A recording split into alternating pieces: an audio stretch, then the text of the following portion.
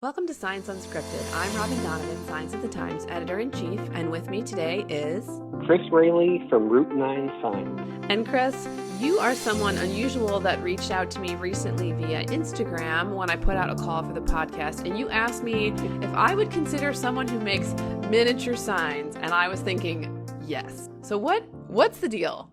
Well, and thank you for having me on. That was just kind of a shot in the dark. I saw that and I thought, oh, well, maybe she'll want me on, maybe she won't. But I am a sign maker, but I do make small signs, kind of based on kind of like iconic old signage that you see like on Route 66 or old hotels or old bowling alleys.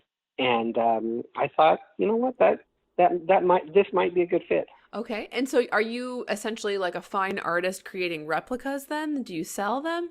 Oh, I don't think there's anything fine about the art that I create. I'm what they call a maker. I make a lot of different things, but I found my calling, I found my passion is these small signs. And I started out just to fill a creative void in my life. I have a disabled son, and I'm a stay-at-home dad to him. And so in order to keep me busy and keep me distracted from some of the realities that I deal with on a daily basis, I make things. And I was really struggling finding something that made me happy until about 6 months ago, I really started taking a dive into making these signs that I've loved for all these years. I started trying my hand at actually recreating them. Not so much with the thought of selling them, but one to fill a creative need for myself and share them on social media. If I sell a sign, great. If I don't, I've got quite the collection here at home, which make me happy every time I walk by them. So that's really the reason why I do it. It's a lot of fun. For the love. So tell us, what is the scale of the signs? So how big are they, and what are you using to make them? Because I'm looking on your Instagram and there's some pretty cool projects. Thank you. I don't really work in any set scale. My limitations, I look at the sign first and I think to myself, what is the smallest detail of this sign that I want to reproduce? And then I will scale up from there. I've made my smallest sign right now is in Manhattan Beach, LA, there's a bar called the Hangar Inn.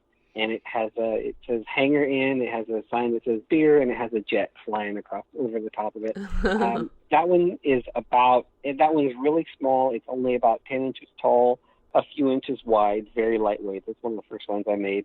And so that's one end of the spectrum. The other end of the spectrum is, I don't know if you're familiar with the Sun and Sand, which is a sign in New Mexico.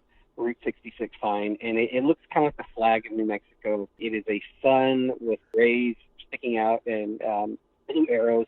That sign I'm currently making, and it's going to stand about 4 feet. Oh my gosh. It's about 1/10 of the size of the real signs. I'm experimenting with larger format signs, and my wife is asking me where I'm going to keep this one when it's finished.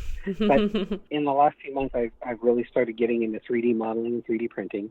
Okay. So a lot of the components I will design on the computer from reference photos, 3D print some of the components, laser cut acrylic where I need to, woodworking and metalworking as needed. So quite a few different things. It's not just I throw a part into the 3D printer and it spits out a sign. That's just one piece of the process. But this sign here is going to take me about 2 weeks to make. Okay. So I was going to say, like, how many hours does a typical sign take, a miniature sign? I just recently finished the Dino's Hotel sign, or Dino's Motel. It's on Sepulveda in Los Angeles. And actually, everything went right with that sign, and I finished it in 3 days, which was a record for me, because my first couple of signs that I made, I messed up several times and I had to start over. The little Hangar Inn sign, the small one that I talked to you about a minute ago, that took me about 3 weeks to make because I didn't know what I was doing. And now I can make a sign like the Dino's Motel, and that I got it in 3 days. Granted, everything went right, and I had a little bit of extra time on my hands to work on it. But this sign here, the Sun and Sand, that is a big one that I'm working on. Gosh, 3D printing alone, there's going to be about 120 hours of 3D printing. Oh my goodness! Just on that sign. That's not counting any laser cutting, any woodwork, any metal work. That is just printing the raw part. So It's time pretty, it can consuming. get pretty drawn out. Yeah. It can be. What's nice about 3D printing is I'm not worried it's going to burn down my house the way my laser does.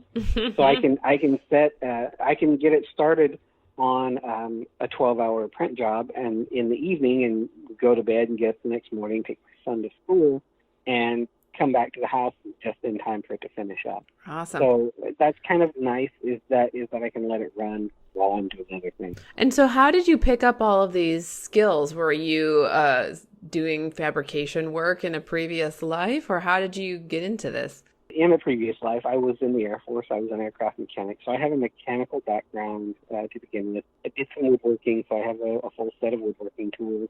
I did some jewelry making, which I made autism-awareness jewelry because of my son, and I sold those on Etsy. But I acquired a laser cutter and a vinyl cutter, and a lot of skills that I now use in my sign making actually came from when I was making jewelry, learning how to take a black and white image and convert it into something that the computer can use to make a 3D object. So really the jewelry making, doing that, opened a lot of the doors as far as like digital design and things like that allow me to do what I'm doing now. Yeah, I think you have one of the more interesting entrances into sign making. We'll call this miniature sign making. And so folks can find you on Instagram at Route 9 Signs, and 9 is a number. And then how would people find you on Etsy? Because I'm going to tell you, I'm going to look at your Etsy store as soon as we get off the phone. There's only a couple of signs on Etsy. It's funny, my jewelry business, I had about 800 sales. This Etsy shop, I don't have any sales yet. Most of the stuff I've done has been, I've handled directly. But Etsy.com/Route 9 Signs should get you there. And is 9 there are a two number? signs in there right now. Is it 9? Yes, 9 is a number. Okay, 9 is a number. So yeah, Route, but most of my work you're going to find on my Instagram account. That's where the most current. Okay. That's where the most current info is. So Right. the most recent project. How cool. So, how do you pick the signs that you reproduce? Just things that catch your eye? Because I see on your Instagram, you've taken some of your signs back to the original and like photographed yourself. Have you ever like made a sign on request, or do you ever show people who own the original? Do you ever show them the one that you made? Oh gosh. A couple of things. Yes. That's one of my favorite things to do, is to take the small sign to the original location and photograph it with the big version. That's the best feeling in the world in doing this. How do I decide what sign I want to make? One, it's got to speak to me. There are a lot of really cool bowling alley signs, a lot of motel signs that I really, really love. So one, it has to connect with me on some level, and then it has to be within reach, something that I can make, because there are some signs out there that are just insane, and I think maybe one of these days I'll get to them. But it has to be something that I know that I can make, and then I go from there. I'm fortunate in that I've told people I can make a different sign every week for 10 years and never run out of material, because there are so many awesome signs. But yeah, I've taken a few of the signs into the place of business where I've made. There are many, and most of them don't know I'm coming, and I'll just walk in and show it to them and take a few photos and say hello, and let them know that, look, it is your sign, it is your business, but it means something to me, and it means something to a lot of other people, and this is kind of like my little tribute to that, and thank you. And I try to thank them for having an awesome sign, especially if it's kept up well. I want to let them know that there are fans of their sign, and just fans of them in general for being good stewards of their sign. So it's kind of a neat goodwill thing. All right, well, it's kind of perfect. A neat thing to do.